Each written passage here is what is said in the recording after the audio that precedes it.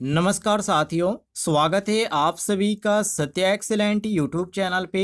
पिछली वीडियो में मैंने आपको 1 से लेकर 20 तक क्वेश्चन बताया था जो कि डीसी जनरेटर चैप्टर से था। और इस वीडियो के माध्यम से आपको बताने वाले हैं क्वेश्चन नंबर 21 से, जो कि ये भी आपका क्वेश्चन डीसी जनरेटर चैप्टर से देखने को मिलेगा, जो कि ITI second year electrician trade के लिए मोस्ट इंपॉर्टेंट है। तो चलिए आज का क्वेश्चन शुरू करते हैं क्वेश्चन नंबर 21 से। यहाँ पे साथियों पहले नंबर पे पूछा जा रहा है कि डीसी जनित्र के कम्यूटेटर का मुख्य कार्य क्या है। जैसे कि ए ऑप्शन दिया गया विद्युत ऊर्जा उत्पन्न करना, जो कि विद्युत ऊर्जा उत्पन्न करना इसका बिल्कुल भी काम नहीं होता है। विद्युत ऊर्जा उत्पन्न करना आर्मेचर का काम होता है, आर्मेचर में उत्पन्न होता है। यहाँ पे ध्यान रखिएगा। तो ये आपका पहला ही ऑप्शन गलत है। और बी ऑप्शन दिया गया एसी को डीसी में बदलना, तो ये आपका बिल्कुल सही है, क्योंकि कम्यूटेटर क्या होता है, एक तरह से देखा जाए तो एक यांत्रिक रेक्टिफायर की तरह ये काम करता है। और आर्मेचर में ये आपका उत्पन्न एसी को क्या करता है, डीसी में बदलने का काम करता है। तो ये आपका क्वेश्चन के अनुसार सही हो जाता है ऑप्शन बी, कि डीसी जनित्र में कम्यूटेटर का मुख्य कार्य है एसी को डीसी में बदलना। तो बी ऑप्शन हमारा सही हो जाएगा। क्वेश्चन नंबर ऑप्शन यहाँ पे सी दिया गया है ब्रश को घुमाना, तो ये आपका बिल्कुल गलत है, क्योंकि ब्रश जो होता है वो स्थिर होता है, तो घुमाने की ज़रूरत उसको होती ही नहीं है। तो ये आपका गलत है। और यहाँ पे डी ऑप्शन दिए गए चुंबकीय फ्लक्स को बढ़ाना, तो ये भी बिल्कुल गलत है, क्योंकि फ्लक्स फील्ड जो होता है ये वाइंडिंग के द्वारा उत्पन्न होता है, कम्यूटेटर से इसका काम ही नहीं होता है। तो ये आपका ये भी गलत है। तो क्वेश्चन के अनुसार जो हमारा सही हो जाता है वो ऑप्शन नंबर बी हो जाता है, एसी को डीसी में बदलना। क्लियर हो गया साथियों, आगे बढ़ते हैं।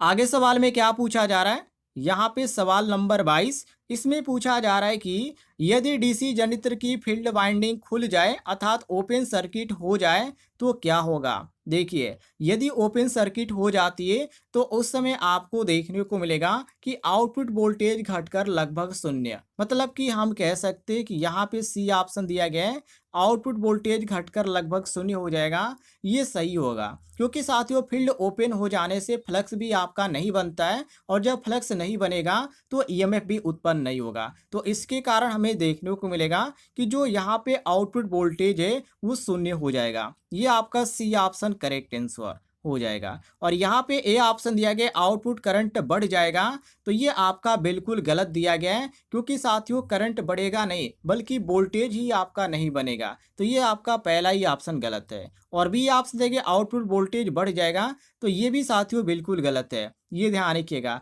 क्योंकि वोल्टेज घटेगा बढ़ेगा नहीं। और यहाँ पे डी ऑप्शन देखिए जनित्र रुक जाएगा, तो जनित्र नहीं रुकेगा लेकिन विद्युत उत्पादन क्या होगा, वो बंद हो जाएगा। तो हम यहाँ पे क्वेश्चन के अनुसार मारेंगे option number C, output voltage घटकर लगभग शून्य हो जाएगा। क्लियर हो गया साथियों, ऑप्शन सी आपका सही हो जाता है। आगे बढ़ते हैं, अगले सवाल को देखिए। सवाल नंबर 23, इसमें पूछा जा रहा है कि डीसी जनित्र का रेजिडुअल मैग्नेटिज्म किस में होता है। जैसे कि ए ऑप्शन दिया गया पोल शू में, तो पोल शू में आपका तो बिल्कुल भी नहीं होता है। ये ध्यान रखिएगा, यहाँ पे पोल शू में ही देखने को मिलता है, क्योंकि पोल शू में थोड़ा सा भी अस्थाई जो चुंबक होता है यदि बनता है तो इसमें रेजिडुअल जो मैग्नेटिज्म है उसी को यहाँ पर हम बोलते हैं। इससे क्या होता है, इससे जनित्र की शुरुआत होती है और इसी के कारण क्या होता है, ईएमएफ उत्पन्न भी होता है। तो यहाँ पे हम कह सकते हैं पोल शू में। ये हमारा क्वेश्चन के अनुसार ऑप्शन ए करेक्ट आंसर हो जाएगा। और बी ऑप्शन दिया गया है ब्रश में, तो ध्यान रखिएगा ब्रश में कोई भी चुंबकत्व नहीं होता है, तो यहाँ पे हम बी ऑप्शन को गलत मारेंगे। और सी ऑप्शन दिया गया आर्मेचर में, तो आर्मेचर में घूर्णन होता है, चुंबकत्व नहीं होता है, तो ये भी हमारा क्वेश्चन के अनुसार गलत हो जाता है। और डी ऑप्शन दिया गया योक में, तो ये भी हमारा गलत है साथियों,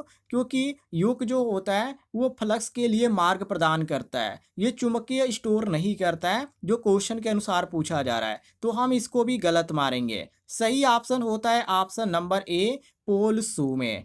क्लियर हो गया साथियों, आगे बढ़ते हैं। आगे सवाल में क्या पूछा जा रहा है, मैं आपको थोड़ा जल्दी जल्दी क्वेश्चन यहाँ पे करा देता हूँ, क्योंकि मुझे यहाँ पर एक जगह जाना है।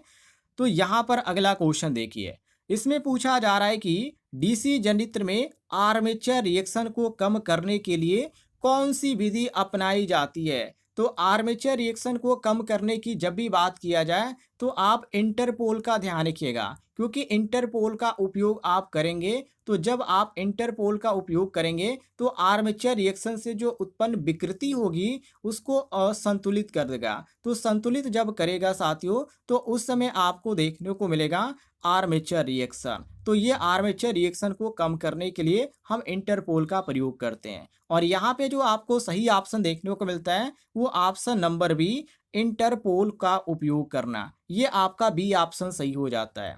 और यहाँ पे ए ऑप्शन दिया गया ब्रश को हटा देना, तो ये आपका बिल्कुल गलत है, क्योंकि ब्रश यदि आप हटा देते हैं तो कम्यूटेशन ही नहीं होगा। तो ये आपका पहला ही ऑप्शन गलत हो जाता है। और सी ऑप्शन दिया गया आर्मेचर की स्पीड बढ़ाना, तो ये आपका बिल्कुल गलत है, क्योंकि साथियों यदि स्पीड बढ़ाते हैं तो रिएक्शन और भी बढ़ेगी, ये ध्यान रखिएगा। तो ये आपका गलत हो जाता है। और डी ऑप्शन देंगे वोल्टेज को कम करना, तो वोल्टेज घटाना या बढ़ाना इसका कोई भी यहाँ पे इससे संबंध नहीं है कि वोल्टेज आप घटा देंगे तो आपका समाधान हो जाएगा, ऐसा बिल्कुल भी नहीं है। इंटरपोल का आपको उपयोग करना ही पड़ेगा। तो हम यहाँ पे बी ऑप्शन क्वेश्चन के अनुसार करेक्ट आंसर मारेंगे। आगे बढ़ते हैं, अगले सवाल को देखिए। आगे सवाल में क्या पूछा जा रहा है? अगले सवाल में पूछा जा रहा है कि डीसी जनरेटर में फील्ड वाइंडिंग के लिए आमतौर पे किस वायर का उपयोग किया जाता है? वेरी वेरी इंपॉर्टेंट क्वेश्चन है। जैसे कि यहाँ पर ए ऑप्शन दिया गया है पतला एल्युमिनियम वायर का। तो देखिए एल्युमिनियम का आप बिल्कुल भी प्रयोग नहीं कर सकते, क्योंकि एल्युमिनियम का जो रेजिस्टेंस होता है वो अधिक होता है, तो वो गर्मी ज़्यादा पैदा करेगा। तो इसी कारण हम इसका उपयोग बिल्कुल भी नहीं करेंगे। और बी ऑप्शन दिया गया मोटा कापर वायर, तो इसका हम उपयोग कर सकते हैं, क्योंकि कापर का जो प्रतिरोध होता है वो कम होता है और करंट भी सहन करने की क्षमता इसमें अधिक होती है। तो हम यहाँ पे कहेंगे ऑप्शन बी हमारा क्वेश्चन के अनुसार सही हो जाता है। और सी ऑप्शन दिया गया स्टील वायर, तो ये भी आपका बिल्कुल गलत है, क्योंकि स्टील जो होता है वो चुंबकीय सामग्री के अंतर्गत आता है, तो ये विद्युत का यहाँ पे हम कह सकते हैं चालक नहीं है। तो ये आपका सी ऑप्शन भी गलत हो जाता है। और डी ऑप्शन दिया गया कार्बन वायर, तो कार्बन ब्रश में इसका उपयोग किया जाता है, वाइंडिंग में तो इसका बिल्कुल भी उपयोग नहीं किया जाता है, क्योंकि क्वेश्चन में यहाँ पे फील्ड वाइंडिंग से क्वेश्चन पूछा गया है। तो इसमें हम कार्बन ब्रश का बिल्कुल भी कार्बन वायर का बिल्कुल भी उपयोग नहीं करेंगे। तो ये आपका डी ऑप्शन ऐसे ही गलत हो जाता है। सही ऑप्शन होगा केवल ऑप्शन नंबर बी, मिला लीजिएगा। आगे बढ़ते हैं, अगले सवाल को देखिए। सवाल नंबर 27, इसमें पूछा जा रहा है कि डीसी जनरेटर में ब्रश किस सामग्री के बने होते हैं? ब्रश की यदि हम बात करें तो ब्रश जो बनाए जाते हैं वो कार्बन के बनाए जाते हैं, जो कि ऑप्शन में यहाँ पे बी देखने को मिलता है। बाकी यहाँ पर ए ऑप्शन दिया गया एल्युमिनियम, तो एल्युमिनियम जो होता है ये विद्युत का चालक होता है, पर ये घर्षण में ये ज़्यादा यहाँ पे दिनों तक टिकता नहीं है। यदि आप घर्षण करेंगे तो बहुत ही ज़्यादा ये घिस जाएगा और यहाँ पे ये खत्म हो जाएगा। तो इसलिए यहाँ पे हम इसका उपयोग ब्रश के रूप में नहीं करते हैं। बाकी कार्बन तो हमारा सही है ही है, क्योंकि कार्बन ब्रश जो होता है वो विद्युत चालक होता है और इसमें घर्षण से ज़्यादा यहाँ पे घिसाई भी नहीं देखने को मिलती है, मतलब ये ज़्यादा नहीं घिसता है, तो कम्यूटेटर को नुकसान भी नहीं होता है, क्योंकि ज़्यादा यहाँ पर घिसेगा तभी तो नुकसान होगा कम्यूटेटर को। तो इसलिए इसमें ज़्यादा यहाँ पे कार्बन का इसलिए उपयोग किया जाता है क्योंकि बहुत ही कम यहाँ पर घिसता है। तो इसी कारण हम यहाँ पे बी ऑप्शन सही मारेंगे। और सी ऑप्शन दिया गया है रबड़, तो रबड़ तो है विद्युत का कुचालक, तो इसका उपयोग तो हम ऐसे ही नहीं करेंगे। और यहाँ पे डी ऑप्शन दिया गया स्टील, तो इसका उपयोग भी हम यहाँ पे नहीं करते हैं, क्योंकि स्टील से स्पार्किंग और भी ज़्यादा देखने को मिलती है। तो स्पार्किंग को भी यहाँ पे ध्यान रखना है, ये ध्यान रखिएगा। तो हम यहाँ पे मारेंगे ऑप्शन नंबर बी क्वेश्चन के अनुसार करेक्ट आंसर। आगे देखते हैं अगले सवाल को। आगे सवाल में पूछा जा रहा है डीसी जनरेटर में शंट फील्ड वाइंडिंग किस प्रकार की होती है? वेरी वेरी इंपॉर्टेंट क्वेश्चन है। यदि हम वाइंडिंग की बात करें साथियों, तो ये जो आपकी होती है ज़्यादा टर्न वाली होती है और इसमें बहुत ही पतले आपको तार देखने को मिलती है, मतलब कि टर्नों की संख्या इसमें अधिक होगी और तार इसमें क्या होगा, पतला होगा। और जो सही ऑप्शन आपको देखने को मिलता है वो ऑप्शन नंबर यहाँ पे भी देखने को मिलता है, अधिक टर्न और पतले तार। कहने का मतलब यह है कि शंट वाइंडिंग में जो होता है उच्च प्रतिरोध बनाए रखने के लिए हम क्या करते हैं, टर्नों की संख्या बढ़ा देते हैं और पतले तार का हम उपयोग करते हैं। तो ये इसी कारण हमारा जो सही हो जाता है वो ऑप्शन नंबर बी बिल्कुल करेक्ट आंसर हो जाता है। और यहाँ पे साथियों ए ऑप्शन दिया गया कम टर्न और मोटे तार की, तो ये आपका बिल्कुल गलत है। गलत यहाँ पर इसलिए क्योंकि ये जो प्रयोग किया जाता है ये आपका सीरीज वाइंडिंग में किया जाता है, शंट में बिल्कुल भी नहीं किया जाता है। और यहाँ पे सी ऑप्शन दिया गया कम टर्न और पतले तार की, तो ये जो आपको देखने को मिलता है ऐसा बिल्कुल भी आपको नहीं करना चाहिए, क्योंकि यदि आप टर्न की संख्या कम रखते हैं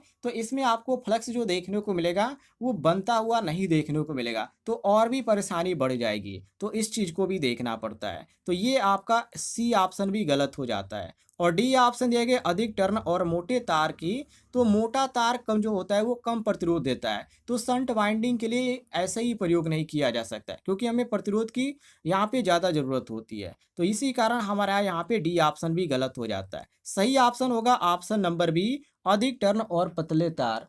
क्लियर हो गया साथियों, यहाँ पे आपका बी ऑप्शन सही हो जाएगा। आगे बढ़ते हैं, अगले सवाल को देखिए। आगे सवाल में पूछा जा रहा है सवाल नंबर 29। इसमें पूछा जा रहा है कि डीसी जनित्र में पोल्सों की आकृति कैसी होती है, जैसे कि चौकोर होती है या अर्धवृत्ताकार होती है या त्रिकोणीय होती है या आयताकार होती है, ऐसा क्वेश्चन पूछा गया है। तो ये जो आपका होता है अर्धवृत्ताकार होता है, मतलब कि आकृति जो इसमें देखने को मिलती है वो अर्धवृत्ताकार होती है, जो कि चुंबकीय फ्लक्स आर्मेचर पर ये समान रूप से क्या होती है, फैलती है। तो हम यहाँ पे कहेंगे वृत्ताकार जो ऑप्शन में देखने को मिल रहा है ऑप्शन नंबर बी हमारा बिल्कुल सही हो जाता है। बाकी यहाँ पे चौकीदार दिया गया है तो ये आपका बिल्कुल गलत दिया गया है, और त्रिकोणीय भी यहाँ पे बिल्कुल गलत है, और यहाँ पे आयताकार भी गलत है। यहाँ पे जो आपका सही होता है वो ऑप्शन नंबर बी सही हो जाता है, अर्धवृत्ताकार। क्लियर हो गया साथियों, आगे देखते हैं। अगले सवाल में पूछा जा रहा है कि एक डीसी जनित्र में कौन सी हानि अस्थायी मानी जाती है। तो डीसी जनित्र में आपको एक ही हानि देखने को मिलती है, और ये आपकी हानि जो होती है आपका आयरन लॉस होता है, और एक और लॉस होता है जिसको हम घर्षण लॉस बोलते हैं। तो इसमें आपको आयरन लॉस भी देखने को मिलेगा और घर्षण लॉस भी देखने को मिलेगा। और यहाँ पे आयरन लॉस ए ऑप्शन दिया गया है, और घर्षण लॉस आपको यहाँ पे सी देखने को मिलता है। और डी ऑप्शन में कहा जा रहा है कि दोनों, मतलब कि ए और सी दोनों के ऑप्शन है, ये सही है। आप यहाँ पे कह सकते हैं कि यहाँ पे जो सही होगा वो ऑप्शन नंबर डी बिल्कुल सही होगा, क्योंकि ये दोनों यहाँ पे लॉस आपको देखने को मिलेगा। आयरन लॉस में आपका हिस्टेरिसिस हानि और आपका एडी करंट लॉस दोनों आ जाएगा, क्योंकि ये स्पीड पर ही निर्भर करता है, तो ये दोनों हानि आपको देखने को मिलेगा, ये ध्यान रखिएगा। और यहाँ पे आपका घर्षण की बात किया गया है, तो घर्षण लॉस भी इसमें आपको स्थिर ही देखने को मिलता है, और क्वेश्चन में भी यहाँ पर अस्थाई की बात किया गया है, तो आयरन लॉस और घर्षण लॉस दोनों आपका सही हो जाता है। इसी कारण हम यहाँ पे डी ऑप्शन सही मारेंगे। ए और सी दोनों ऑप्शन क्या दिए गए हैं, बिल्कुल सही दिए गए हैं, तो हम डी ऑप्शन करेक्ट आंसर मारेंगे। क्लियर है, आगे देखते हैं। अगले सवाल में क्या पूछा जा रहा है, सवाल नंबर 31। इसमें पूछा जा रहा है डीसी जनित्र का कौन सा भाग घूर्णन करता है। ये तो काफी इजी क्वेश्चन है, मतलब घूमने वाली भाग की यहाँ पे पूछा जा रहा है।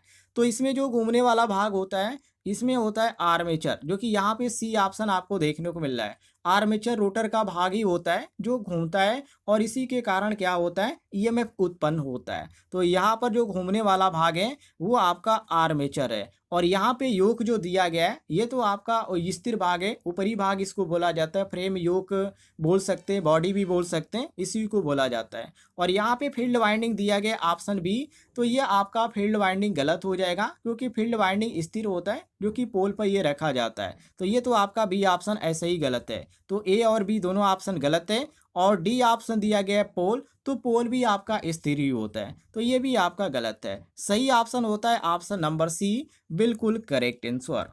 आगे बढ़ते हैं, अगले सवाल को देखते हैं। अगले सवाल में पूछा जा रहा है कि डीसी जनित्र में सबसे पहले ईएमएफ कहाँ उत्पन्न होता है। सबसे पहले की यदि बात करें कि ईएमएफ कहाँ पे उत्पन्न होता है, तो ये उत्पन्न होता है आर्मेचर कंडक्टर में। कहाँ पे साथियों, आर्मेचर कंडक्टर में, जो कि यहाँ पे आपको देखने को मिल जाता है ऑप्शन में सी ऑप्शन आपका बिल्कुल करेक्ट आंसर। कहने का मतलब ये है कि ईएमएफ का जो यहाँ पे जो जनरेटिंग होता है वो आर्मेचर कंडक्टर के जो फ्लक्स होता है उसके काटने पर ही होता है। तो उसी चीज़ को यहाँ पे पूछा जा रहा है कि ईएमएफ कहाँ उत्पन्न होता है, तो आर्मेचर कंडक्टर में। सीधी सी बात है, ये आपका सी ऑप्शन सही हो जाता है। और यहाँ पे आपका ए ऑप्शन दिया गया है ब्रश पर, तो ये तो आपका बिल्कुल गलत है, क्योंकि ब्रश जो होता है ये ईएमएफ को इकट्ठा करता है, उत्पन्न करने का काम नहीं करता है। तो ये आपका ऐसे ही गलत है। और यहाँ पे भी ऑप्शन दिया गया फील्ड वाइंडिंग में, तो ये भी आपका बिल्कुल गलत है, क्योंकि फील्ड वाइंडिंग फ्लक्स बनाती है, ईएमएफ नहीं बनाती है, ये ध्यान रखिएगा। तो ये आपका बी ऑप्शन भी गलत हो जाता है। और डी ऑप्शन दिया गया कम्यूटेटर पर, तो कम्यूटेटर पर एसी को हम क्या करते हैं, डीसी को बदलने का हम काम करते हैं। तो ये आपका ये अलग चीज़ है। तो ये आपका जो सही हो जाता है ऑप्शन नंबर सी, बिल्कुल करेक्ट आंसर क्वेश्चन के अनुसार मिला लीजिएगा। और यदि आप यहाँ तक वीडियो देख लिए हैं और यदि आपको जानकारी पसंद आ रही है तो इस वीडियो पर एक लाइक जरूर कीजिएगा। और इस वीडियो के नीचे आपको एक बटन दिख रहा होगा सब्सक्राइब वाला, उसे जरूर दबाइएगा। चलिए आगे बढ़ते हैं, अगले सवाल को देखिए। अगला सवाल आप सभी के सामने है, जिसमें पूछा जा रहा है कि किस प्रकार का डीसी जनित्र स्व उत्तेजित अर्थात सेल्फ एक्साइटेड कहलाता है। जैसे कि ए ऑप्शन दिया गया है जिसमें फील्ड वाइंडिंग आंतरिक रूप से जुड़ी होती है। तो आप यहाँ पे खुद सोचिए, ये आपका पहला ही ऑप्शन बिल्कुल सही है। इसलिए यहाँ पे सही है क्योंकि जब फील्ड वाइंडिंग जनित्र के जो अपने टर्मिनल है उससे करंट प्राप्त करती है तो वो क्या होती है, तो वो खुद सेल्फ एक्साइटेड हो जाती है। और इसी को यहाँ पे हम क्या बोलते हैं, सेल्फ एक्साइटेड माने स्व उत्तेजित। और ये आपका पहला ही ऑप्शन सही हो जाता है। क्वेश्चन भी काफ़ी आसान था ये, और ये आपका पहला ही ऑप्शन दिया गया है, तो ये आपका और भी आसान हो जाता है। ऑप्शन ए हमारा करेक्ट आंसर हो जाएगा। आगे बढ़ते हैं, अगला सवाल साथियों आप सभी के सामने, जिसमें यहाँ पे पूछा जा रहा है कि यदि डीसी जनित्र में ब्रश ठीक से सीट पर ना बैठा हो तो क्या होगा। वेरी वेरी इंपॉर्टेंट क्वेश्चन है। जब आप यहाँ पे काम में ले रहे हैं और किसी मशीन आपके पास है, आप उसे खोल दिए और ब्रश सीट आपका सही से नहीं बैठा है, तो उस समय आपको क्या प्रॉब्लम देखने को मिलेगा। तो उस समय सबसे ज़्यादा आपको प्रॉब्लम ये देखने को मिलेगा, चिंगारी उसमें ज़्यादा उत्पन्न होगी, मतलब कि स्पार्किंग जिसको बोला जाता है, वो ज़्यादा आपको देखने को मिलेगी। तो ये ब्रश यदि सही तरीके से फिट नहीं हुआ है तो ये चिंगारी उत्पन्न करने का सबसे बड़ा रीजन बनेगा। और यहाँ पे जो आपको सही देखने को मिलता है ऑप्शन नंबर सी, जिसको हम स्पार्किंग भी बोलते हैं और यहाँ पे चिंगारी भी बोल सकते हैं, लेकिन किताबी भाषा में आप इसको क्या बोलेंगे, स्पार्किंग बोलेंगे। और यहाँ पे ए ऑप्शन दिया गया वोल्टेज बढ़ जाएगा, तो ऐसा तो बिल्कुल भी नहीं होगा, क्योंकि वोल्टेज प्रभावित हो सकता है लेकिन बढ़ने और घटने का कोई भी चांस नहीं होगा। तो ये हमारा ऑप्शन नंबर ए गलत है। और बी ऑप्शन देखिए करंट रुक जाएगा, तो ऐसा भी नहीं होगा, क्योंकि करंट पूरी तरह से यदि बंद नहीं होगा तो ये आपका क्या होगा, ये रुक रुक कर यहाँ पे स्पार्किंग आपको देखने को मिलेगी ही है। तो ये करंट रुकेगा नहीं, ये ध्यान रखिएगा। ऑप्शन आपका ये बी बिल्कुल गलत है। और यहाँ पे डी ऑप्शन दिया कि ईएमएफ बढ़ जाएगा, तो ये भी बिल्कुल गलत है, क्योंकि ईएमएफ आर्मेचर के घूर्णन से उत्पन्न होता है, ब्रश से इसका कोई भी संबंध नहीं होता है। तो ये ब्रश आपका अलग चीज़ है जो स्पार्किंग देगा, और ईएमएफ बढ़ जाएगा ये अलग चीज़ है, ये आर्मेचर से जुड़ा हुआ है। तो हम यहाँ पे इसको भी गलत मारेंगे। सही ऑप्शन होगा option number C, correct answer. आगे देखते हैं अगले सवाल को। आगे सवाल में साथियों पूछा जा रहा है कि यदि डीसी जनित्र की गति दोगुनी कर दी जाए तो उत्पन्न वोल्टेज पर क्या प्रभाव पड़ेगा। ये भी क्वेश्चन आपका इंपॉर्टेंट है। तो वोल्टेज जो आपको देखने को मिलेगा कि वो दोगुना हो जाता है, मतलब कि हम कह सकते हैं कि जब गति दोगुनी करेंगे आप तो वोल्टेज भी क्या हो जाएगी, दोगुनी हो जाएगी। तो यहाँ पे आपका जो सही हो जाता है वो ऑप्शन नंबर भी सही हो जाता है। और यहाँ पे ए ऑप्शन दिए गए वोल्टेज आधा हो जाएगा, तो आधा होने का कोई भी चांस नहीं है, क्योंकि यहाँ पे गति बढ़ती है तो वोल्टेज क्या होता है, घटता नहीं है बल्कि बढ़ जाता है। तो ये आधा होने की बात किया जा रहा है, घटने की बात किया जा रहा है, तो हम यहाँ पे गलत मारेंगे। और बी सी ऑप्शन दिया गया वोल्टेज पर कोई असर नहीं पड़ेगा, तो ऐसा तो बिल्कुल भी नहीं होगा, असर यहाँ पे पड़ेगा तभी तो ये दोगुना होगा। और यहाँ पे डी ऑप्शन दिया गया वोल्टेज शून्य हो जाएगा, तो यहाँ पे गति बढ़ने पर वोल्टेज शून्य कभी नहीं होता है, ये ध्यान रखिएगा। तो डी ऑप्शन भी हमारा गलत है। सही ऑप्शन होता है ऑप्शन नंबर बी, जो कि वोल्टेज दोगुना हो जाएगा। बी ऑप्शन हम करेक्ट आंसर मारेंगे। आगे देखते हैं, अगले सवाल में साथियों पूछा जा रहा है कि जनित्र का कौन सा भाग यांत्रिक ऊर्जा को विद्युत ऊर्जा में बदलता है। तो ये आपका जो बदलने का काम होता है ये किसके कारण होता है, तो ये आपका होता है जिसको बोला जाता है आर्मेचर, जो कि ऑप्शन में आपको सी ऑप्शन देखने को मिल रहा है आर्मेचर। आर्मेचर घूमता है और फ्लक्स को काटता है और ईएमएफ क्या करता है, उत्पन्न करता है। और यही में हमसे पूछा जा रहा है कि यांत्रिक ऊर्जा को विद्युत ऊर्जा में बदलता है, तो ये आपका बदलने का जो काम करता है वो आर्मेचर करता है। ये ध्यान रखिएगा, यहाँ पे आपका जो सही हो जाता है वो ऑप्शन नंबर सी बिल्कुल करेक्ट आंसर हो जाता है। क्लियर है साथियों? बाकी आप योग के बारे में जानते ही मैंने आपको बता ही दिया, जिसको फ्रेम भी बोलते हैं, ऊपरी भाग होता है, इससे यहाँ पे बॉडी इसको बोला जाता है। इससे कोई भी अंदर का काम नहीं होता है, बल्कि ये सुरक्षित रखता है, इसका ये काम होता है।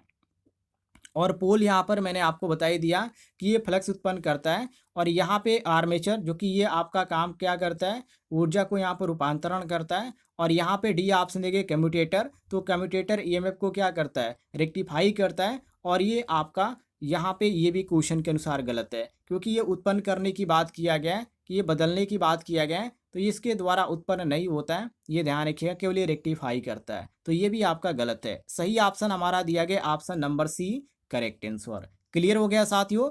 आगे बढ़ते हैं। सवाल नंबर 37, जिसमें यहाँ पे पूछा जा रहा है कि डीसी जनित्र में ब्रश का मुख्य कार्य क्या होता है। जो ब्रश होता है उसका यहाँ पे पूछा जा रहा है कार्य क्या होता है, तो करंट को बाहर के सर्किट में भेजना ये काम होता है ब्रश का। और ये आपको जो सही देखने को मिलता है वो ऑप्शन नंबर सी देखने को मिलता है करेक्ट आंसर। कहने का मतलब ये है कि ब्रश जो होता है वो कम्यूटेटर से करंट को लेकर लोड तक पहुँचाता है, मतलब कि करंट को बाहर के सर्किट में भेजना ये किसका काम होता है, तो ये ब्रश का काम होता है। ऑप्शन सी आपका करेक्ट आंसर हो जाएगा। और यहाँ पे ए ऑप्शन दिया गया है फ्लक्स उत्पन्न करना, तो ये आपका बिल्कुल गलत दिया गया है, क्योंकि वोल्टेज के लिए हम क्या करते हैं, यहाँ पे अलग चीज़ अपनाते हैं, और फ्लक्स के लिए हम क्या करते हैं, अलग चीज़ अपनाते हैं। जैसे कि फ्लक्स जो हो गया तो फ्लक्स फील्ड वाइंडिंग द्वारा ये उत्पन्न किया जाता है, तो ये आपकी अलग चीज़ हो गया, तो ये आपका गलत है। और मैकेनिकल शक्ति देने की बात किया गया तो ये भी आपका गलत है। स्पार्किंग करना तो ये भी आपका गलत है। आपका जो सही हो जाता है ऑप्शन नंबर सी करंट को बाहर के सर्किट में भेजना, ये आपका सी ऑप्शन सही हो जाता है। आगे देखते हैं।